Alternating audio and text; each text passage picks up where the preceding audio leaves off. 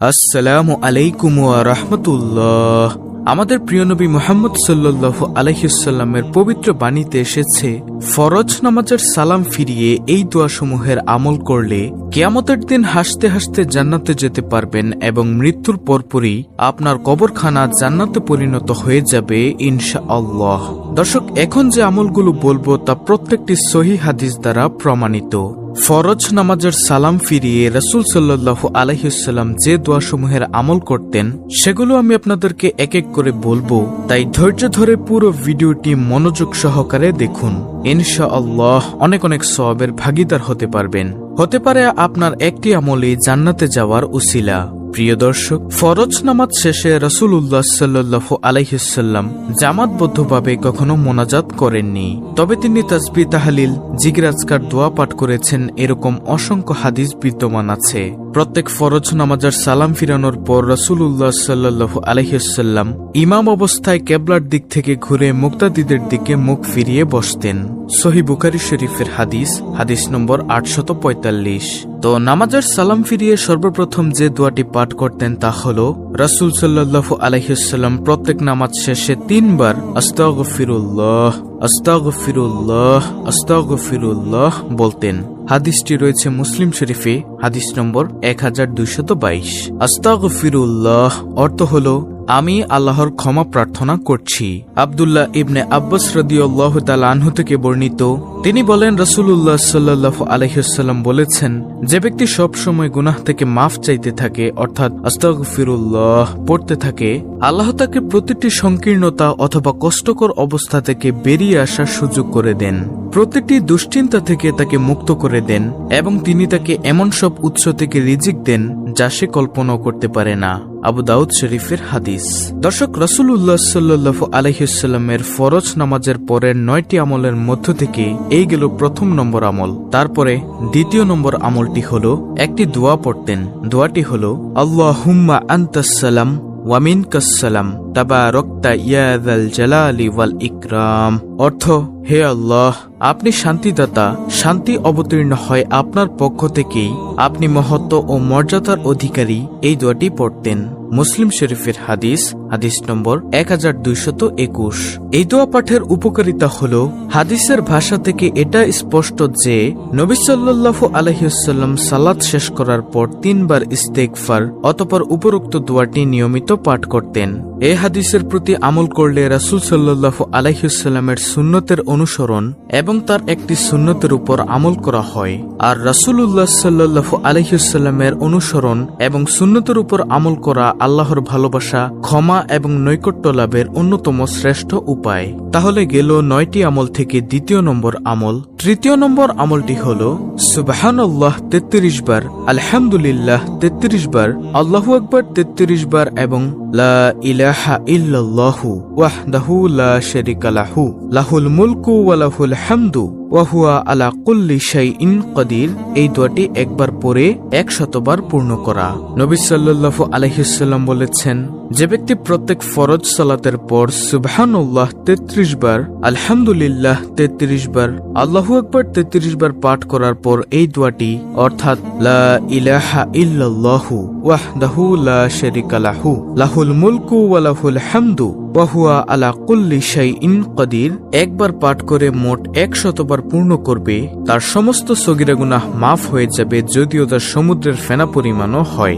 সহিহ মুসলিম শরীফের হাদিস নম্বর 1380। তারপর তিনি সালাম ফিরিয়ে আয়াতুল কুরসি পড়তেন। আয়াতুল কুরসি হলো পবিত্র কোরআনের সূরা বাকারার 255 নং আয়াত। স্ক্রিনের মধ্যে আমি আয়াতুল কুরসিটি দিয়ে দিচ্ছি, আপনারা সেখান থেকে স্ক্রিনশট নিয়ে মুখস্থ করে নেবেন। রাসূল সাল্লাল্লাহু আলাইহি ওয়াসাল্লাম বলেছেন, যে ব্যক্তি প্রত্যেক ফরজ নামাজের পর আয়াতুল কুরসি পাঠ করবে, তার জন্য জান্নাতে প্রবেশের পথে মৃত্যু ব্যতীত আর কোনো বাধা থাকবে না।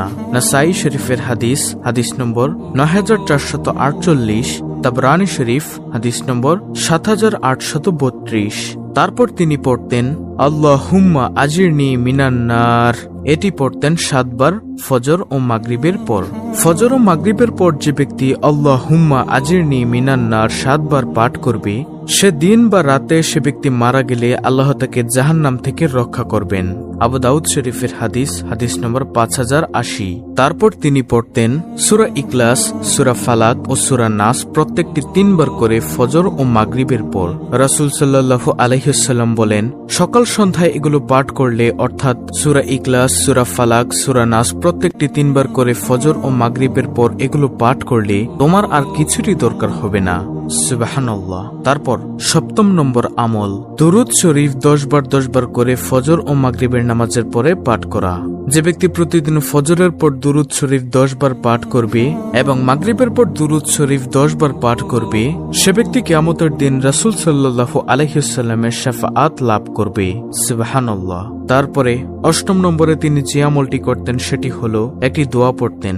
দোয়াটি হলো রাদিতু বিল্লাহি রাব্বাও ওয়া বিল ইসলামি দিনাও ওয়া বিমুহাম্মাদিন নাবিয়্যা ওয়া রাসূলাহ সাল্লাল্লাহু আলাইহি ওয়াসাল্লাম। এই দোয়াটি পাঠ করতেন। অর্থ হলো, আমি আল্লাহকে রব হিসেবে, ইসলামকে দিন হিসেবে এবং মুহাম্মদ সাল্লাল্লাহু আলাইহি ওয়াসাল্লামকে রাসূল হিসেবে সন্তুষ্টি চিত্তে মেনে নিয়েছি। অন্য এক বর্ণনায় রয়েছে, যে ব্যক্তি সকাল বিকাল 3 বার এই দোয়াটি পড়বে, কিয়ামতের দিন আল্লাহ তাআলা তাকে নেকি বৃদ্ধির দ্বারা সন্তুষ্টি করবেন। তিরমিজি শরীফের হাদিস। এই দোয়াটি 3 বার ফজর ও মাগরিবের নামাজের পর পাঠ করলে রাসূল সাল্লাল্লাহু আলাইহি ওয়াসাল্লাম হাতে ধরে জান্নাতে প্রবেশ করাবেন এবং আল্লাহ তাআলা উক্ত ব্যক্তিকে সন্তুষ্ট করবেন। তারপরে সর্বশেষ 9 নম্বর আমল, রাসূল সাল্লাল্লাহু আলাইহি ওয়াসাল্লাম বলেন, যে ব্যক্তি দৈনিক 100 বার বলে সুবহানাল্লাহি ওয়া বিহামদিহি, এটি দৈনিক 100 বার বলে, তার পাপগুলো মুছে ফেলা হয়, যদিও তার সাগরের ফেনারাশির পরিমাণও হয়ে থাকে। বুখারী শরীফের হাদিস, হাদিস নম্বর 6405, মুসলিম শরীফের হাদিস, হাদিস নম্বর 2691। দর্শক, সংক্ষেপে রাসূল সাল্লাল্লাহু আলাইহি ওয়াসাল্লামের ফরজ নামাজের সালাম ফিরানোর পরের 9টি আমল আমি আবার বলে দিচ্ছি। নম্বর 1, আস্তাগফিরুল্লাহ 3 বার পাঠ করা। 2, আল্লাহুম্মা আনতাস সালাম ওয়া মিনকাস সালাম তাবারাকতা ইয়া যাল জালালি ওয়াল ইকরাম, এই দোয়াটি পাঠ করা। 3, সুবহানাল্লাহ 33 বার, আলহামদুলিল্লাহ 33 বার, আল্লাহু আকবার 33 বার এবং লা ইলাহা ইল্লাল্লাহু ওয়াহদাহু লা শারীকা লাহু লাহুল মুলকু ওয়া লাহুল হামদু ওয়া হুয়া আলা কুল্লি শাইইন কাদির একবার পড়ে 100 বার পূর্ণ করা। 4, আয়াতুল কুরসি পাঠ করা। 5, আল্লাহুম্মা আজিরনি মিনান নার 7 বার পাঠ করা ফজর ও মাগরিবের পর। 6, সূরা ইখলাস, সূরা ফালাক ও সূরা নাস প্রত্যেকটি 3 বার করে ফজর ও মাগরিবের পরে পাঠ করা। 7, সকাল সন্ধ্যায় 10 বার করে দুরূদ শরীফ পাঠ করা। 8, রাদিতু বিল্লাহি রাব্বাও ওয়া বিল ইসলামি দিনাও ওয়া বিমুহাম্মাদিন নাবিয়্যা ওয়া রাসূলাহ সাল্লাল্লাহু আলাইহি ওয়াসাল্লাম, এই দোয়াটি পাঠ করা। 9, দৈনিক 100 বার সুবহানাল্লাহি ওয়া বিহামদিহি পাঠ করা। এই হলো মোট 9টি আমল। অত্যন্ত গুরুত্বপূর্ণ একটি ভিডিওটি ভালো লাগলে অবশ্যই চ্যানেলটিকে সাবস্ক্রাইব করে পাশে থাকা বেল আইকনটি অল বাজিয়ে দিবেন।